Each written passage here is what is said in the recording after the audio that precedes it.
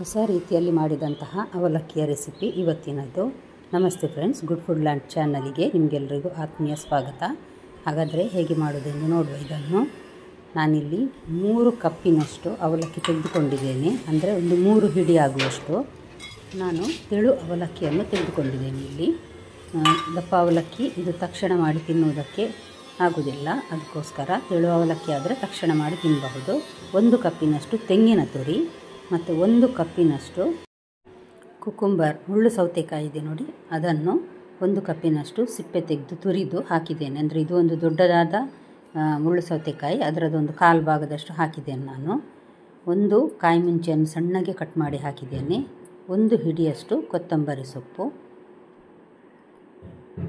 ಈಗ ರುಚಿಗೆ ಅಂತ ಒಂದು 2 ಚಮಚದಷ್ಟು ಸಕ್ಕರೆ ಹಾಕ್ತೇನೆ ನಾನು, ಸ್ವಲ್ಪ ಸಿಹಿ ಬರಲಿ ಅಂತ. ಹಾಕದೆ ಸಹ ಇಡಬಹುದು. ಸ್ವಲ್ಪ ಉಪ್ಪು, ಪಕ್ಕದಲ್ಲಿ ಒಗ್ಗರಣೆಗೆ ಸಹ ರೆಡಿ ಮಾಡುವ.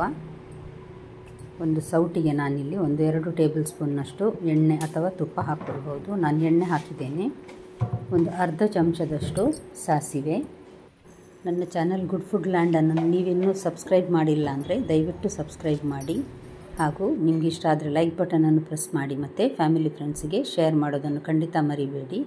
ನೋಡಿ, ಇಲ್ಲಿ ಸಾಸಿವೆ ಚಟಪಟ ಅಂತ ಇದೆ. 1 ಹಿಡಿಯಷ್ಟು, ಸಾಧಾರಣ 3 ಟೇಬಲ್ ಸ್ಪೂನ್ ಇದು ನೆಲಕಡಲೆ, ಹಸಿ ನೆಲಕಡಲೆ ಇದು. ಅದನ್ನು ನಾನು ಹಾಕಿ ಇಲ್ಲಿ ಹುರಿತಾ ಇದ್ದೇನೆ. ಸ್ವಲ್ಪ ಹುರಿದಾದ ಕೂಡಲೇ ಸ್ವಲ್ಪ ಗೇರು ಬೀಜ ಹಾಕುವ, ಒಳ್ಳೆಯದಾಗ್ತದೆ. ಒಂದು ಖಾರಕ್ಕೆ ನೋಡಿ 1-2 ಕಾಯಿ ಮೆಣಸು ಹಾಕ್ಕೊಳ್ಬೋದು. ಮಕ್ಕಳಿಗಾದರೆ ಹಾಕದಿರುವುದೇ ಒಳ್ಳೆಯದು, ಯಾಕಂದರೆ ನಾವು ಮೊದಲು ಸಹ ಒಮ್ಮೆ ಸಣ್ಣಗೆ ಕಟ್ ಮಾಡಿ ಕಾಯಿ ಮೆಣಸು ಹಾಕಿದ್ದೇವೆ. ಸ್ವಲ್ಪ ಗೇರು ಬೀಜ ತಿನ್ನಲಿಕ್ಕೆ ನಡುವೆ ಸಿಗುವಾಗ ಒಳ್ಳೆಯದಾಗ್ತದೆ, ಅದಕ್ಕೋಸ್ಕರ. 1 ಚಮಚ ಕೊತ್ತಂಬರಿ ಪುಡಿ, ಅರ್ಧ ಚಮಚ ಜೀರಿಗೆ ಪುಡಿ ಮತ್ತು ಸ್ವಲ್ಪ ಅರಸಿನ, ಅರ್ಧ ಚಮಚದಷ್ಟು ಕೆಂಪು ಮೆಣಸಿನ ಪುಡಿ, ಒಂದು 2-3 ಎಸಳು ಕರಿಬೇವನ್ನು ಹಾಕಿ ಇದೆಲ್ಲವೂ ಕ್ರಿಸ್ಪಾಗಲಿ ಸ್ವಲ್ಪ, ಅಷ್ಟರವರೆಗೆ ಬಿಸಿ ಮಾಡಿ ಆಫ್ ಮಾಡಿಡುವ. ಇವಾಗ ನೋಡಿ, ಈ ರೆಡಿ ಮಾಡಿಟ್ಟ ಅವಲಕ್ಕಿ ಮತ್ತು ಕುಕುಂಬರ್ ಇದೆ ನೋಡಿ, ಅದಕ್ಕೆ ಇದನ್ನು ಹಾಕಿ ಚೆನ್ನಾಗಿ ಮಿಕ್ಸ್ ಮಾಡಿಬಿಡು ಒಂದು ಸಲ. ತುಂಬ ರುಚಿಯಾಗಿ ಬರ್ತದೆ. ಹೊಟ್ಟೆ ಹಸಿವಾದಾಗ ತಕ್ಷಣ ಮಾಡಿ ತಿನ್ನಬಹುದಾದಂತಹ ರೆಸಿಪಿ ಇವತ್ತಿನದು. ಅಷ್ಟೇ ಅಲ್ಲ, ಬೆಳಿಗ್ಗೆ ಸಂಜೆ ಯಾವುದೇ ಟೈಮಲ್ಲೂ ಇದನ್ನು ಮಾಡಿ ತಿನ್ನಬಹುದು. ಅಷ್ಟೇ ಅಲ್ಲ, ತುಂಬ ರುಚಿಯಾಗಿ ಸಹ ಬರ್ತದೆ.